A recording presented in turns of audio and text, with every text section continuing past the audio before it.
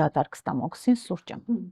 Այո, շատ կարևոր եւ տարածված հարց է, հիվանդները միշտ դա հարցնում են։ Ես կտրականապես չեմ արգելում, եթե այդ անհատը տասնյակ տարիներ այդպես ապրել է եւ ոչ մի գանգատ, ոչ մի խնդիր չունի։ Կան որոշակի դեպքեր, օրինակ, գաստրոէսոֆագեալ, օրինակ ռեֆլյուքսային հիվանդությունը, գաստրիտ, խոցային հիվանդությունները, որոնց դեպքում սուրճը կարող է ուղղակի վնասող էֆեկտ ունենալ եւ անմիջապես դատարկ ստամոքսի սուրճ խմելուց հետո դիտվի այրոցի,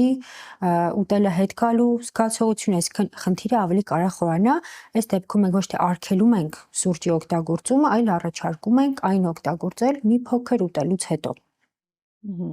Բացի այդ, մարդիկ կարող է չիմանան, թաքնված հիվանդություն ունենան եւ դատարկ ստամոքսին սուրճը իսկապես վնասի։ Այո, այս դեպքում օրինակ տարիներ օգտագործել է խնդիր չի եղել եւ հանկարծ այսճանաբար սկսում է զգալ, որ առավոտյան դատարկ ստամոքսի սուրճը առաջացնում է ցավեր, այրոց եւ այս դեպքում այո պետք է դիմել արդեն բժշկի։